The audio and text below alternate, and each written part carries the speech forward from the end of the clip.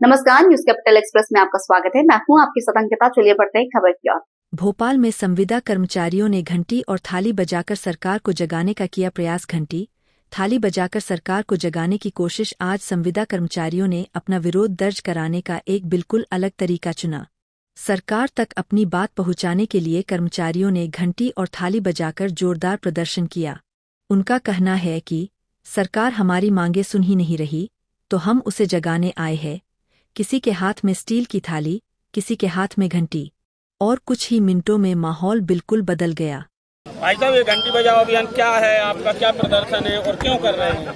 आज पूरे प्रदेश के अंदर मध्य प्रदेश के 25 से 30 सालों में मध्य प्रदेश के सभी विभागों में कर्मचारी काम कर रहे हैं, लेकिन उनको वेतन 1/4 दिया जा रहा है। आज जिस पद का वेतन 1 लाख रुपए है, वहीं संविदा कर्मचारियों को उस पद का वेतन 18,000 है, 20,000 है। चाहे वो चतुर्थ श्रेणी कर्मचारी हो, चाहे तृतीय श्रेणी कर्मचारी हो। संविदा कर्मचारियों को बंधुआ मजदूरों जैसी स्थिति, ना कोई नियमित कर्मचारियों के समान अवकाश दिए जाते हैं, ना वेतन दिया जाता है, ना महंगाई भत्ता दिया जाता है, CPI इंडेक्स दिया जाता है। मजदूरों से भी बदतर स्थिति है, जिसको लेकर आज प्रदेश के संविदा कर्मचारियों ने हमने आज यहाँ घंटी बजाओ कार्यक्रम रखा है। संविदा कर्मचारियों को नियमित किया जाए, समान कार्य समान वेतन दिया जाए, अर्जित अवकाश दिया जाए, NPS कटौती किया जाए। संविदा कर्मचारियों, महिला संविदा कर्मचारियों को चाइल्ड केयर लीव दी जाए, 7 दिन का विशेष अवकाश दिया जाए। चतुर्थ श्रेणी कर्मचारियों को जो खाली पद पड़े हैं उनका संविलियन किया जाए। इस तरह से बहुत सारी नीति है, जिसको लेकर हम आज आंदोलन कर रहे हैं। पर सरकार तो कह रही है कि हम तो कर्मचारियों के साथ में। हाँ, तो साथ हम इसलिए तो जाते हैं, साथ में तो आप हमारे साथ में आए, संविदा कर्मचारी को नियमित करें। हम उनका शुक्रगुजार करते हैं यदि वो हमारे साथ में। तो हम सरकार से कहना चाहते हैं कि संविदा कर्मचारी को नियमित करें। हम उनको बधाई देंगे, धन्यवाद देंगे। जो संविदा नीति 2023 में विसंगतियाँ उसको दूर करें। उस नीति का जो नीति का लाभ मिलना चाहिए वो मिला नहीं है, वो भी दिया जाना चाहिए। ग्रेच्युटी, अनुकंपा नियुक्ति आदि का प्रावधान किया जाना चाहिए। लगातार प्रदर्शन करते रहते हैं, लेकिन आपकी मांगें नहीं मानी जाती। क्या देखिए, ये तो हमारा अधिकार है प्रदर्शन करना, वो मांगना भी सरकार से हमारा अधिकार है। हम जब काम करते हैं राष्ट्रहित में तो वेतन मिलेंगे, राष्ट्रहित में सरकार का देना दायित्व है। या जब तक मांगे पूरी नहीं होगी ये चलता रहेगा। देश भी ऐसे ही आज़ाद हुआ लगातार प्रदर्शन करने के बाद।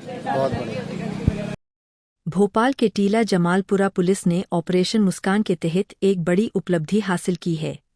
पुलिस ने 14 साल से लापता एक युवक को इंदिरा नगर क्षेत्र से बरामद किया है। वर्ष 2012 में शिवपुरी जिले के खनियाधाना से 8 साल की उम्र में लापता हुआ यह बच्चा ट्रेन में बैठकर यूपी के ललितपुर पहुंच गया था। वहां उसकी मुलाकात करामात अली नामक व्यक्ति से हुई, जिसने उसे अपने पास रखकर पालन पोषण किया। बालिग होने के बाद युवक भोपाल आ गया और मजदूरी कर अपनी आजीविका चलाने लगा। टीला जमालपुरा पुलिस को उसके बारे में जानकारी मिलने पर तुरंत कार्रवाई की गई और युवक को दस्तयाब किया गया। पूछताछ में उसने अपना नाम शाहिद, उम्र 21 वर्ष बताया। भोपाल पुलिस ने मामले की सूचना शिवपुरी पुलिस को दी। इसके बाद शिवपुरी पुलिस टीला जमालपुरा थाने पहुंची और युवक को अपनी कस्टडी में लेकर आगे की कार्यवाही के लिए शिवपुरी रवाना हो गई।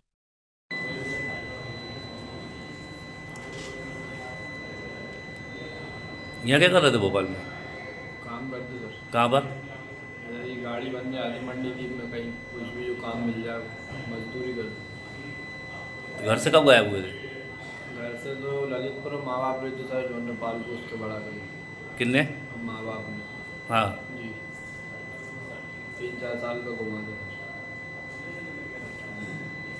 एक बच्चे को बरामद किया है जो तकरीबन 7-8 साल से गायब था। कहाँ से बरामद हुआ, कैसे मिला ये थाना धनिया जिला शिवपुरी से जो है 2014 से जो है ये बालक जो है जब 8 साल का था तब से बिना बताए घर से जो है ट्रेन बैठ के चला आया था, जिस पर से जो है वहाँ प्रकरण पंजीबद्ध करके विवेचना की जा रही थी। दौरान विवेचना जो है इसके परिजन द्वारा बताया गया कि भोपाल में लड़का मजदूरी करता है। इसकी सूचना पर जो है वहाँ से टीम आई थी, ASI सुनकर पूर्वांचल और हमारे थाने की टीम मिलकर जो है यहाँ पर जो है इसके जो है टीला जमालपुरा इंदिरा नगर क्षेत्र से जो है उसको दस्तयाब किया। उसको सकुशल जो है टीम को जो है सुपुर्द किया गया। अग्रिम कार्रवाई जो है शिवपुरी थाना से कार्रवाई की जाएगी। ये जब से ही लापता था वहाँ से? हाँ, वहाँ से आज जब 8 साल का था तब से ही गायब था। 8 साल के बाद कुछ दिन ललितपुर रहा। ललितपुर के बाद 1.5-2 साल से यहाँ रहा, मजदूरी करता था। एक वकील साहब के घर रहते थे और वहाँ पर मजदूरी करता था। इसके माता पिता इसके माता पिता जो है वहाँ पर नहीं है, माता है, पिता नहीं है। और उसके रिश्तेदार हैं, रिश्तेदारों ने सूचना दी थी, जिस पर यहाँ ऑपरेशन मुस्कान के तहत जो है सरगर्मी से तलाश कर उसको जो बरामद किया गया। जनों को मालूम था कि ये भोपाल में निवास कर रहा है, भोपाल में रह रहा है? कुछ नहीं, इसके परिजनों को मालूम था कि ये घर से ललितपुर है और ललितपुर से 1.5 साल पहले यहाँ आया, तो किसी ने उनके गांव वालों ने बताया कि मतलब ये बच्चा दिखा था भोपाल में, जिस पर से जो है उनके परिजन लोग भी जो है पता करा और यहाँ आके टीला जमालपुरा पुलिस को पहले सूचना दिया था। पुलिस भी सूचना पर तलाश कर रही थी और शिवपुरी भी पुलिस आई थी, उनके साथ करके उनको गिरफ्तार किया गया।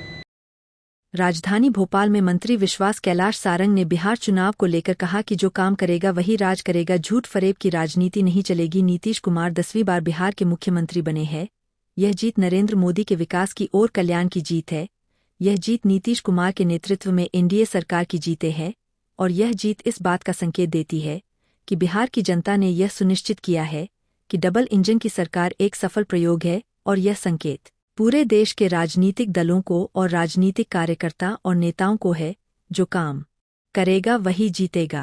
कि नीतीश कुमार जी 10वीं बार बिहार के मुख्यमंत्री बने हैं। ये जीत नरेंद्र मोदी जी के विकास और कल्याण की जीत है। ये जीत नीतीश कुमार जी के नेतृत्व में एनडीए सरकार के सुशासन की जीत है और ये जीत इस बात का संकेत देती है कि बिहार की जनता ने ये सुनिश्चित किया है कि डबल इंजन की सरकार एक सफल प्रयोग है और ये संकेत पूरे देश के राजनीतिक दलों को और राजनीतिक दलों के कार्यकर्ता नेताओं को है कि जो काम करेगा वही जीतेगा। आज की जो शपथ ग्रहण है, महागठबंधन को क्या संदेश देंगे? ये तो अब जीत है, ये संदेश सभी को दे रहा है कि जो काम करेगा वही राज करेगा। अब झूठ फरेब की राजनीति नहीं चलेगी।